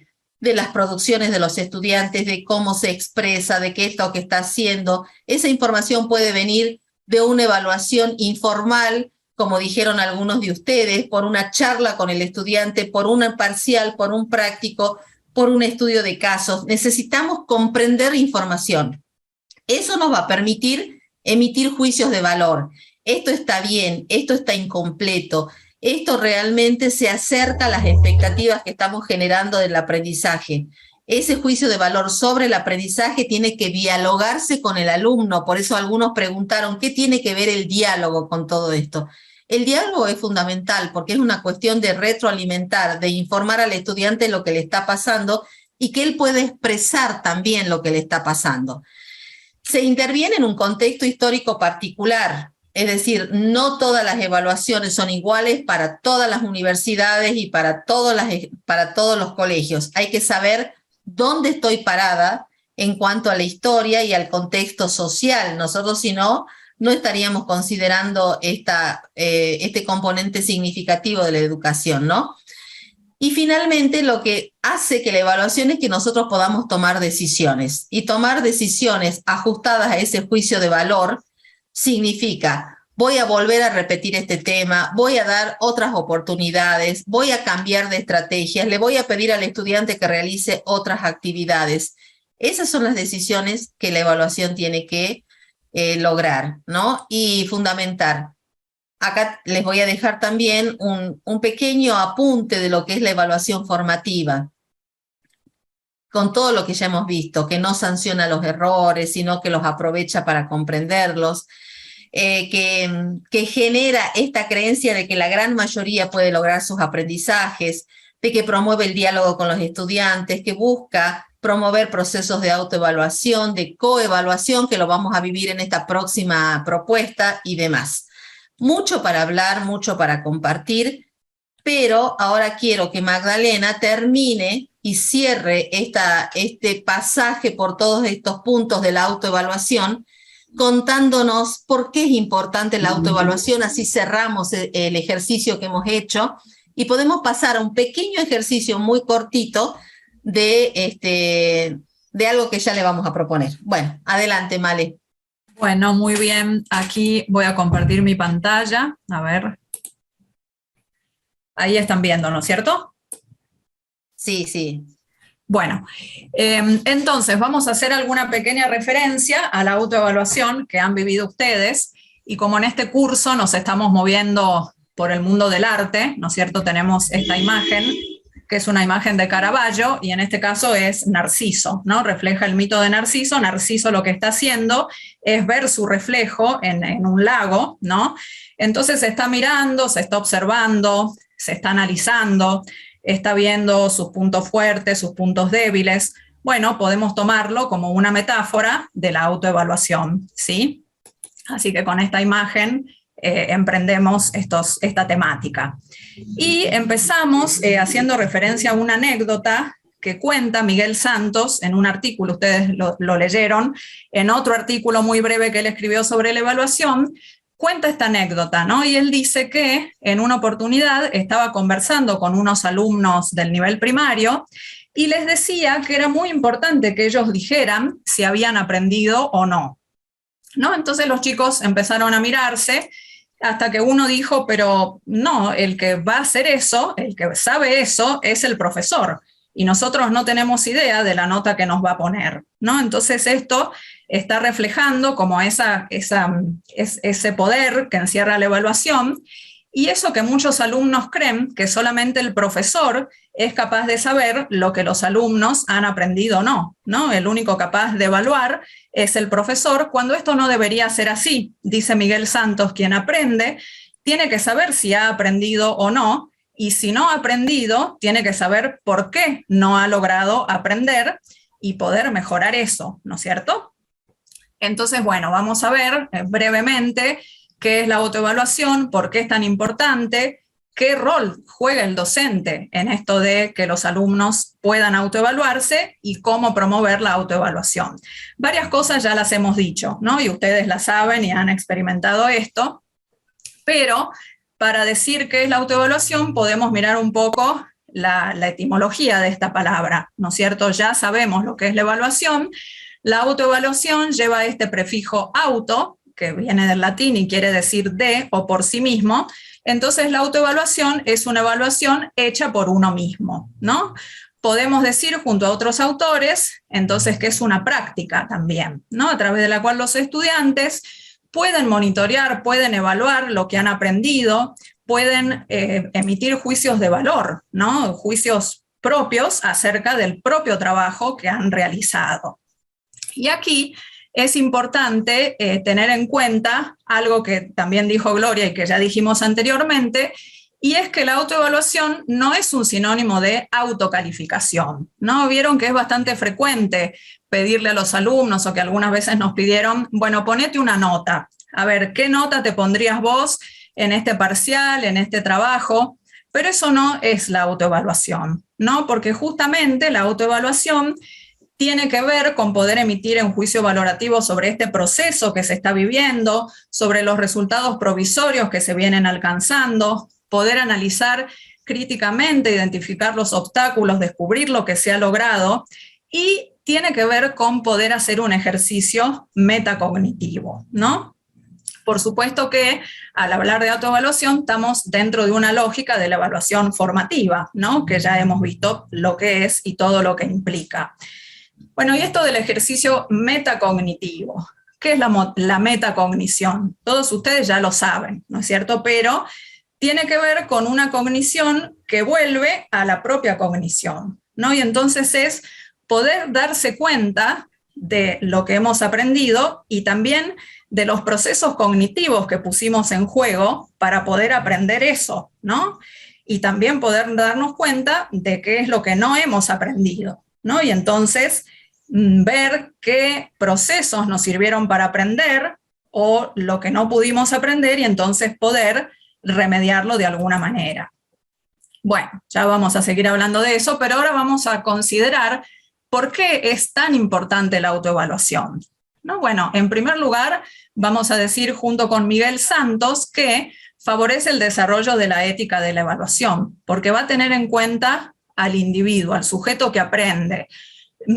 Con la autoevaluación nosotros valoramos totalmente a nuestros estudiantes, ¿no? Los motivamos, les permitimos el diálogo, los hacemos ser protagonistas de este proceso educativo, lo empoderamos, porque entonces el profesor no es el único que puede decir si el alumno ha aprendido o no. El alumno también puede hacerlo, el estudiante también es capaz de hacerlo, ¿no? Y entonces esto lo hace sentirse poderoso y también va fomentando su autonomía, por supuesto, ¿no? Que es algo que también queremos lograr. Bueno, Miguel Santos también nos dice que en la evaluación hay dos elementos importantes. Uno es la comprobación. ¿Y qué es esto? Bueno, eso que había que aprender, ¿se ha aprendido o no se ha aprendido? Y la atribución, ¿qué es? Si no se ha aprendido, ¿por qué motivos no se ha aprendido eso que había que aprender? Y podemos decir que nadie como el estudiante conoce esos motivos, ¿no? Cuando se mira a sí mismo, él puede darse cuenta. ¿Y por qué no aprendí esto? Y bueno, por ahí no le di el suficiente tiempo, no puse la necesaria atención, esto no me motivó, ¿no es cierto? Entonces, a partir de darse cuenta de por qué no aprendió eso, entonces va a poner las condiciones para mejorar su práctica y entonces para poder aprender. Y esto tiene que ver con algo que menciona Perrenot, que es que la autoevaluación promueve la autorregulación de orden metacognitivo, ¿no? Ustedes saben que la función de la evaluación, ¿no es cierto?, y de la evaluación formativa es la regulación del proceso de aprendizaje, ¿no es cierto? Ir regulando, entonces poder darnos cuenta de cómo vamos, qué nos falta, qué aprendimos hasta aquí, qué tenemos que mejorar, y hacer ese acompañamiento. Imagínense si el propio alumno puede hacer esto. Es buenísimo, ¿no? Que él se vaya dando cuenta de lo que aprendió, de cómo lo aprendió, de cómo puede hacerlo mejor, porque entonces va autorregulando su aprendizaje. Y esto también lo hace aprender cómo aprender, y bueno, y entonces puede aprender durante toda la vida y todo lo que quiera, ¿no? Bueno, ahora, no es que el alumno por sí mismo va a aprender a autoevaluarse, ¿no? Aquí nosotros como docentes tenemos un rol fundamental. Gloria ya lo decía anteriormente, para que la evaluación resulte efectiva, y esto también nos lo dice Steinman, tiene que volverse una práctica sistemática, no algo que hago en una clase y nunca más, ¿no? Sino algo que realicemos formalmente, sistemáticamente en el aula, que nosotros los docentes orientemos esto, como decía Gloria, que podamos retroalimentar, ¿no es cierto?, esa autoevaluación también que realizan los alumnos. Y Steinman observa que la educación superior, la educación universitaria, está en deuda con esta práctica, ¿no? Y yo también pensaba cuando Gloria les hablaba acerca del último punto que ustedes tenían que hacer en esa autoevaluación, ¿no? Eso de reconocer la propia experiencia al aprender o al abordar el concepto de evaluación. Y entonces que muchos de repente contaron cómo evalúan en sus cátedras, ¿no? Yo creo que es porque no estamos habituados, ¿no? Porque no nos han invitado a hacer demasiadas autoevaluaciones, a hacer demasiadas actividades metacognitivas en las que podamos reconocer nuestros propios procesos. Por eso nos cuesta también, ¿no?, hablar en primera persona y darnos cuenta de lo que aprendimos, cómo lo experimentamos, qué sentimientos estuvieron en juego en esto, ¿no? Entonces está buenísimo que como docentes sepamos que es un rol importantísimo que tenemos, ¿no? Promover la autoevaluación. Y Perrenot también nos habla de este concepto de la evaluación formadora, que no es lo mismo que la evaluación formativa, y que se trata justamente de que el docente puede ir formando a los estudiantes en la regulación de sus propios procesos de aprendizaje y en el aprender a autoevaluarse, ¿no?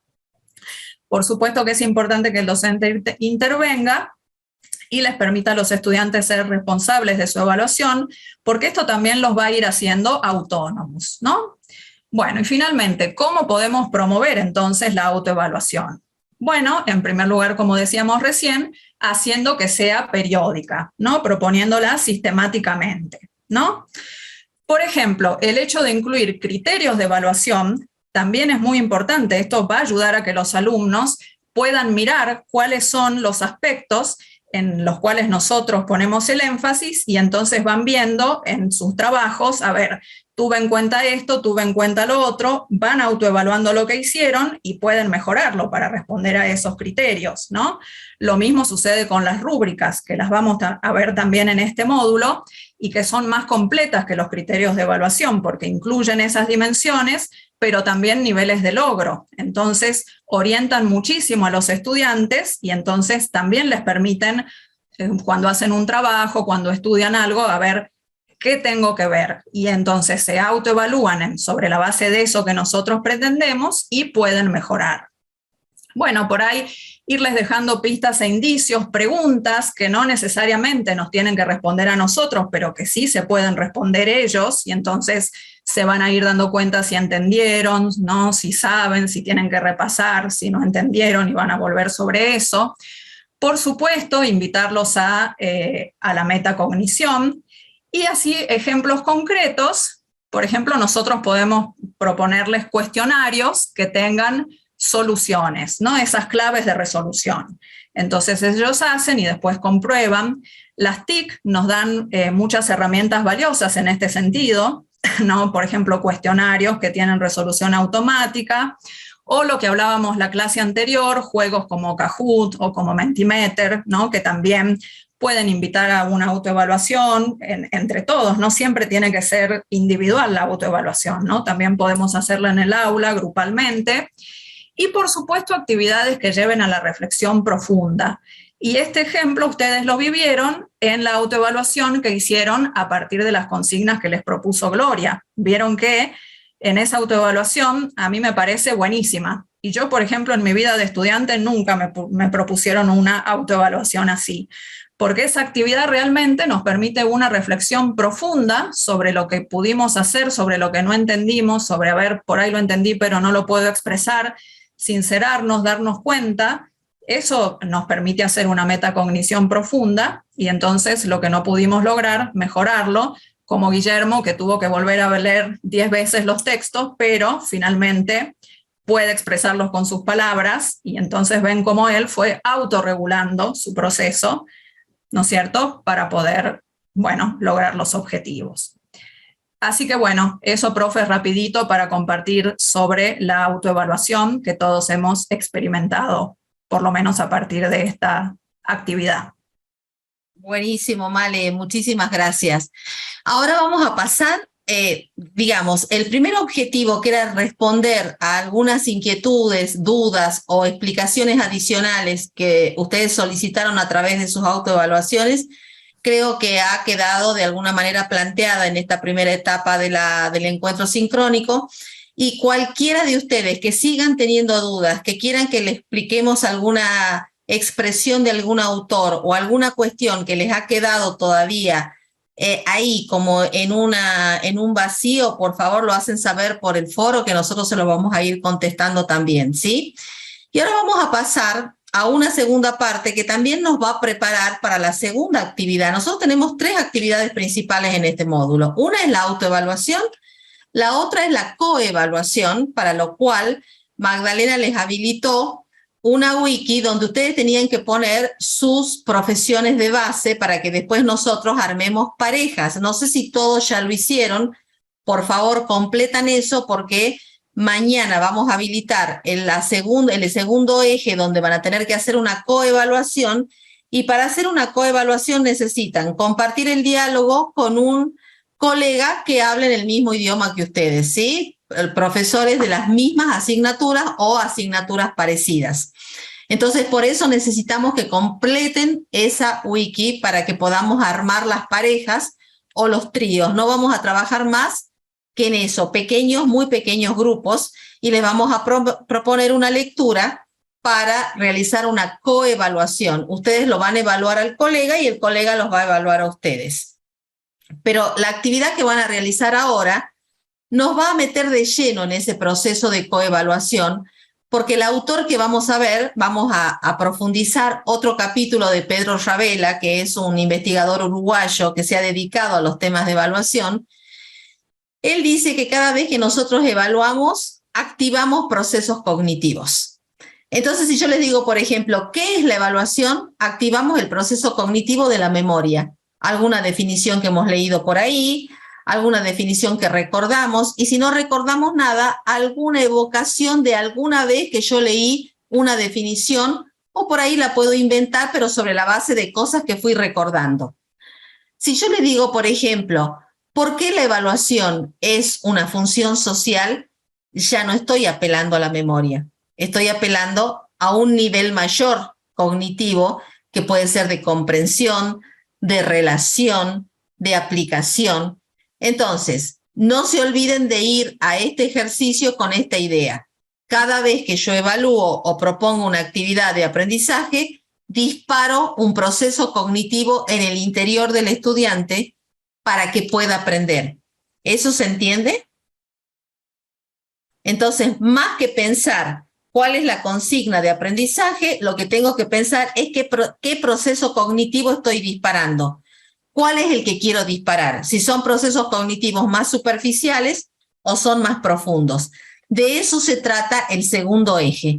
Y para eso nosotros le habíamos pedido que hoy lleguen con una lectura, o por lo menos con el texto a mano de Beatriz, que es un cuento de Mario Benedetti. No sé si lo han podido leer.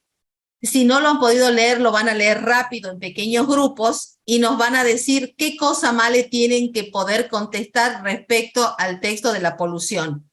Volvemos, damos digamos, cada uno de ustedes va a expresar lo que trabajó en el equipo y allí terminamos la clase. Bien. Bueno, aquí tienen las consignas, ¿sí? ¿Qué es lo que van a hacer? Van a leer el texto Beatriz la polución. Si lo leyeron todos, buenísimo. Si no, lo leen rapidito, es un texto corto.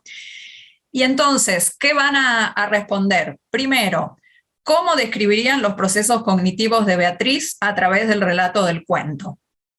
Y en segundo lugar, ¿qué actividades de retroalimentación ofrecerían ustedes a Beatriz para que pudiera regular su aprendizaje?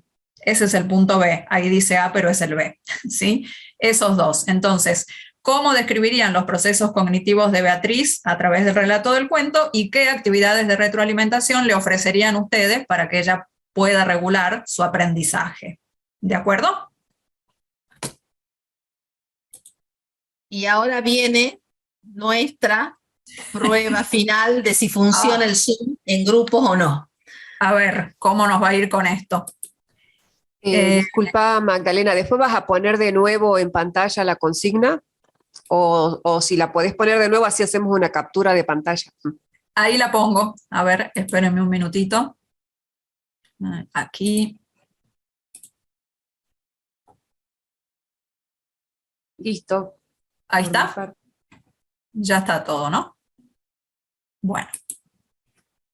Guillermo, yo dejé en adjunto también, no solamente el enlace a Beatriz, sino abajo está el texto adjunto como archivo, como un documento adjunto. Lo pueden sacar de allí también, pero seguramente alguien del grupo lo va a tener o lo tiene. Lo dejé en los dos formatos, como un enlace con la imagen de Benedetti que va y viene, y después como un documento adjunto. De ahí lo pueden abrir, si les resulta más fácil. Sí, ahí se puede abrir bien el archivo adjunto. Bueno, nos vamos a trabajar en grupos y después de, yo diría, unos 15 minutos, volvemos. Bien. Bueno, Gloria, voy a crear 3 grupos porque son 17, son 5, 10, 15 y algunos van a tener... vamos a ver cómo sale porque está medio raro esto, pero bueno, esperemos que salga bien. En 15 minutos volvemos, ¿sí?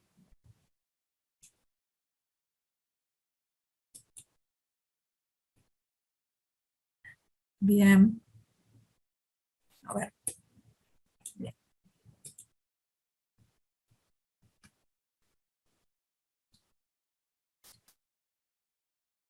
Bueno, ahí pueden ver para irse a sus salas. Sí, ahí están viendo.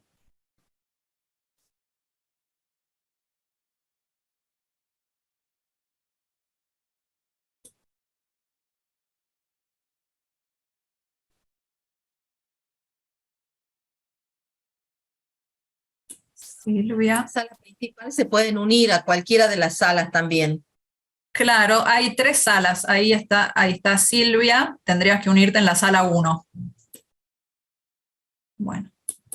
Pero sí, Gloria, acá me aparece cerrar todas las salas. Así que cuando sean los minutos, ahí cerramos y vuelven.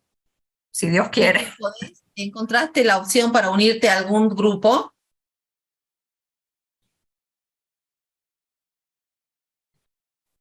Me parece que no está Silvia, pero... No está. Yo voy a pausar ahí la está. Grabación ahora. Ahí está. Ahí se fue.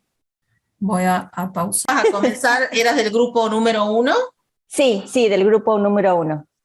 Buenísimo, Soledad. Estamos atentas a la exposición de lo que trabajaron. Cuéntenme primero un poquito de la dinámica del trabajo grupal y después lo que ustedes concluyeron.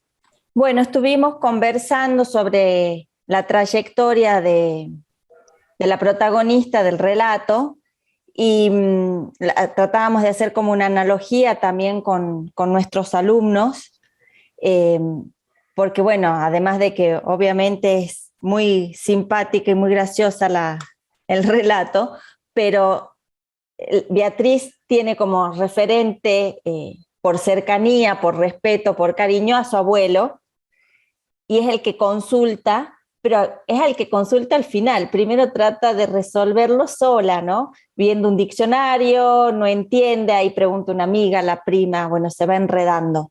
Pero después de tantas idas y vueltas, nos quedamos con esta sensación de que Beatriz igual no termina de comprender lo que realmente el tío le quiso decir, porque se va con un concepto totalmente erróneo. Entonces, lo que más nos dificultaba es ver de qué manera le hacemos esta devolución a Beatriz o la guiamos para que ella se quede con el concepto que corresponde y que le va a sumar en definitiva, ¿no? Entonces, nada, hablábamos de que tenía que haber vuelto a la fuente como para constatar, ya sea con el tío o con el abuelo, pero ella expresar lo que había entendido de alguna manera para que se denote su error o se le pueda explicar de otra manera o ver de alguna actividad, y ahí con lo de la actividad estuvimos dando vueltas y no terminamos de cerrarla perfecto, de decir qué inventamos, qué hacemos para que ella pueda llegar al conocimiento de una manera adecuada, ¿no? Bien, Soledad. Una consulta, si ustedes tuviesen que haberle puesto una nota a Beatriz en una evaluación sumativa, ¿la hubiesen aprobado o desaprobado? No sé qué opinan el resto de mis compañeros, pero no sé si desaprobado, pero que no llega, pobre, al conocimiento que por lo menos el tío le quiso decir. Bueno, valoré mucho su esfuerzo. Recuerden la consigna, ¿no? Los procesos cognitivos puestos en marcha con esto de Beatriz, recuerden la consigna y qué retroalimentación le darían ustedes para que ella pueda mejorar eso, ¿no? Así que no sé si alguien del grupo de Soledad quiere hablar.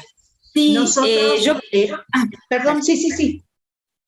Yo creo que habría que mostrarle primero a Beatriz que no es correcta su conclusión, digamos, a lo que ha llegado, que tiene que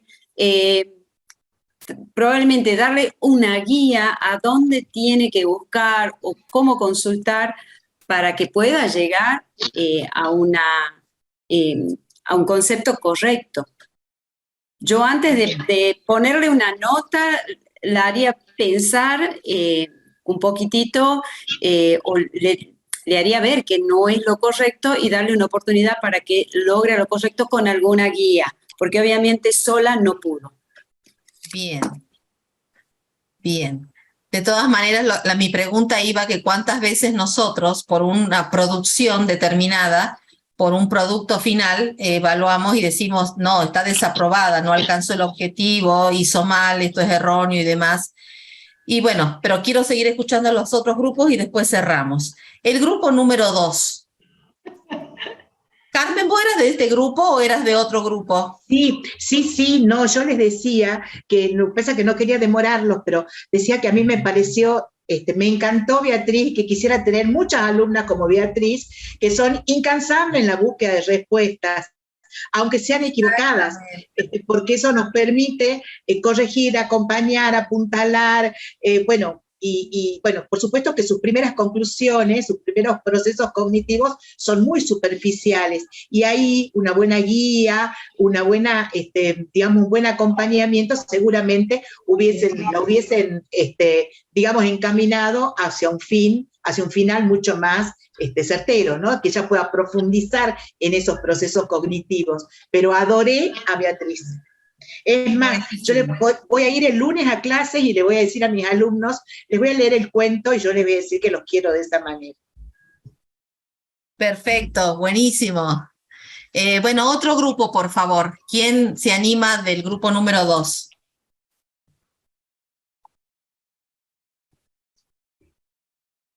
Recordad, por favor, quiénes son del grupo 2, porque creo que no registré el número del grupo.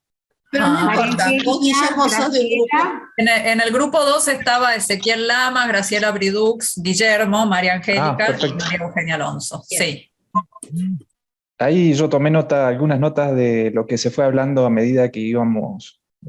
Primero nos encantó el relato. primero entendimos de qué es una analogía en relación a la construcción del conocimiento, ¿no?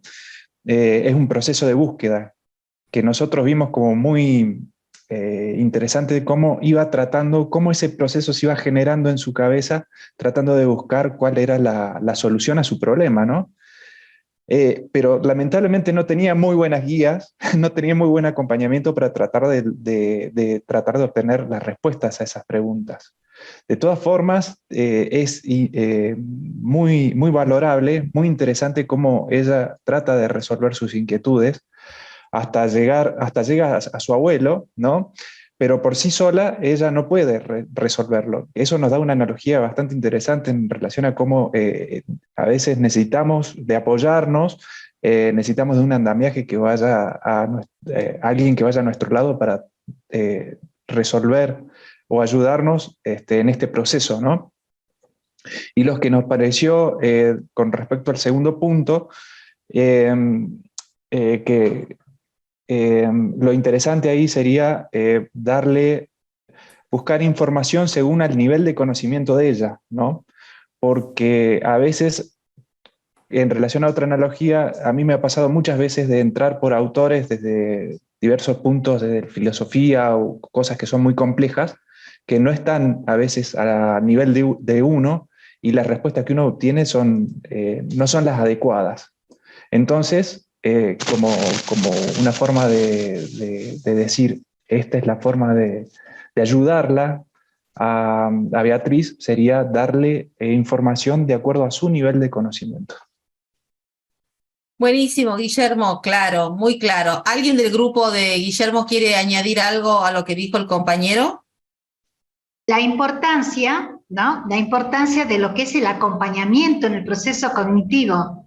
Eso es lo que vemos que aquí faltó. Entonces, la pobre chica está completamente perdida y bueno, justamente si lo transportamos a nuestras realidades hoy en día, en nuestras aulas, suele suceder a veces que no somos claros cuando explicamos algo o el entendimiento es diferente. Entonces tenemos que tratar de ver que todos comprenden cuál es la comprensión que tiene cada persona. O sea, cada persona va cuando recibe la información, la procesa de diferentes formas. Entonces, eso también, en ese proceso tiene que estar nuestro accionar.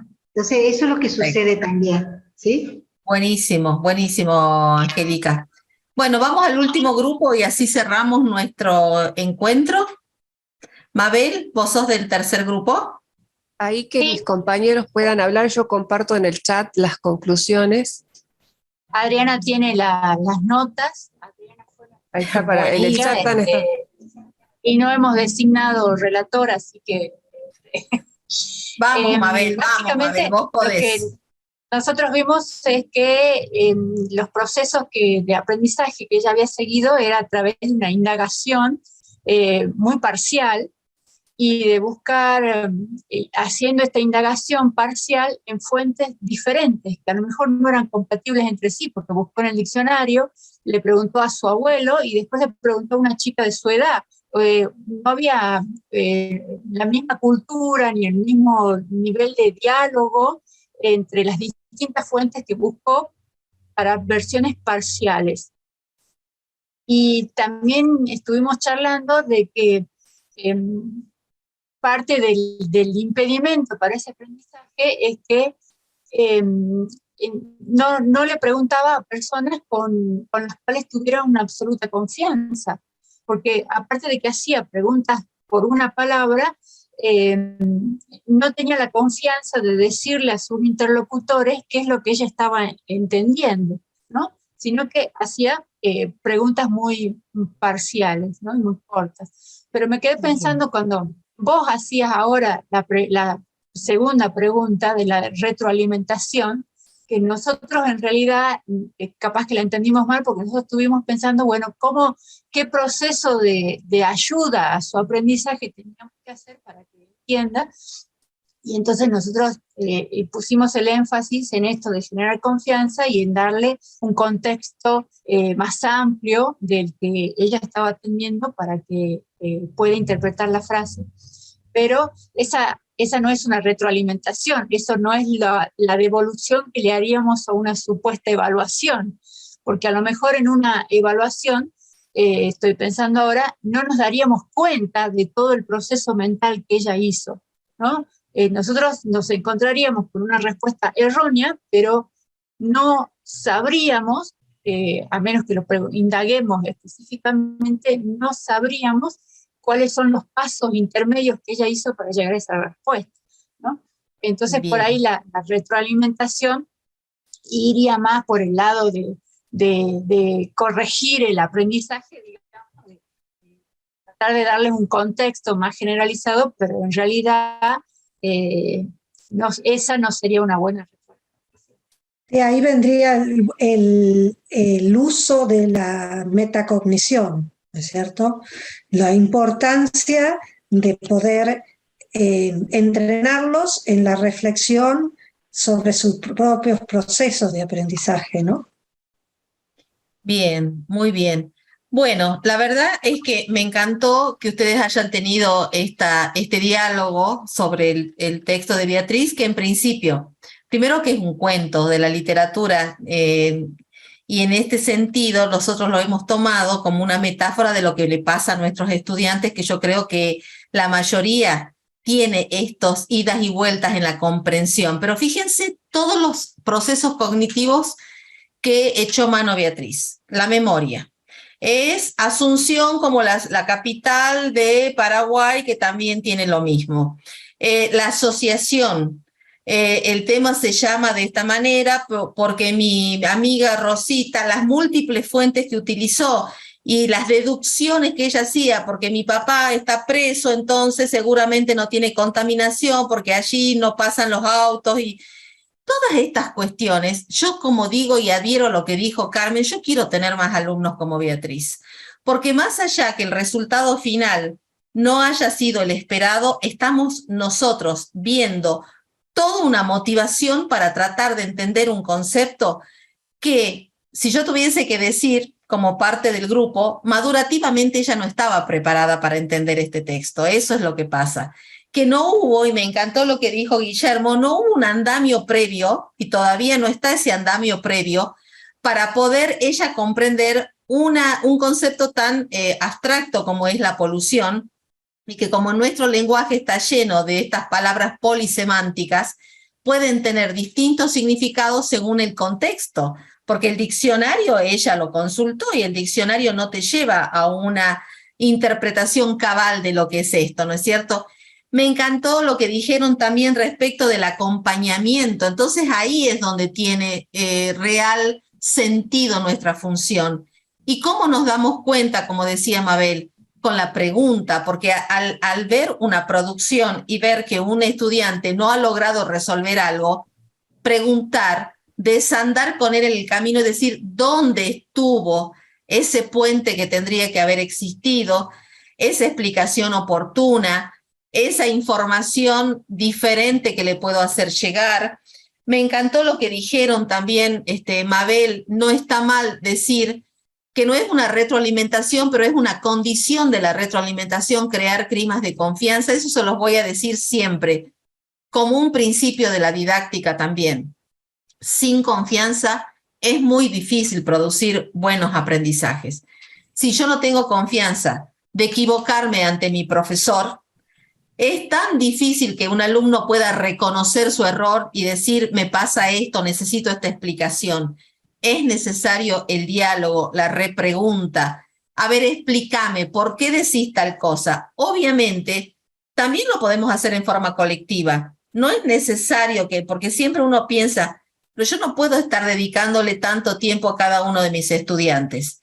Pero en definitiva, esto es la evaluación formativa. Proponer actividades donde los procesos cognitivos sean ricos, no sean superficiales solamente de contestar una pregunta de memoria o de relacionar dos conceptos, busquen en sus evaluaciones el sentido de qué proceso cognitivo están movilizando. Y obviamente, antes de esa evaluación, asegúrense de que ustedes le dieron las suficientes oportunidades a través de actividades de poner en juego esos procesos cognitivos.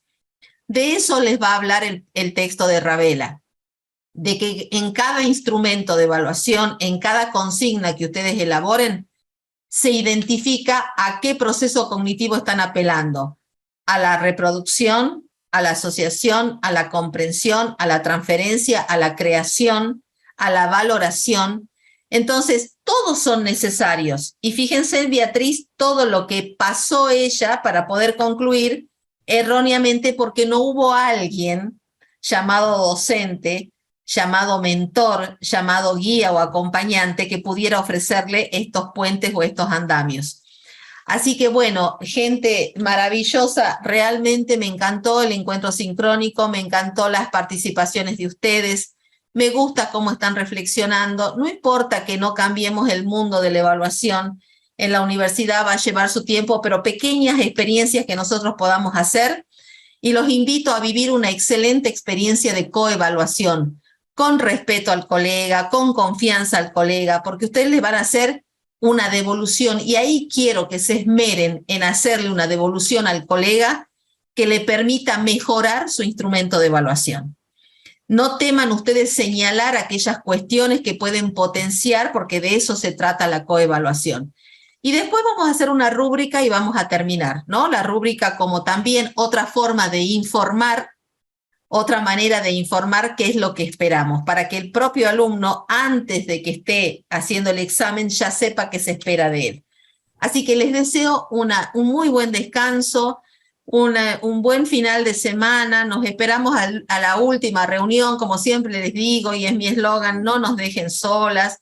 Ya vamos quedando cada vez menos, pero estamos los mejores. Así que no claudiquen en llegar acá y de venir siempre con esa confianza de preguntar lo que no se sabe, de compartir lo que se sabe generosamente, porque de eso se trata también la educación. Así que les mando un abrazo y que estén realmente motivados para coevaluar a su colega, y por favor anótense en la wiki para que Magdalena pueda armar los grupos, ¿sí? Les mando un abrazo, que estén muy bien, feliz descanso, que estén muy bien.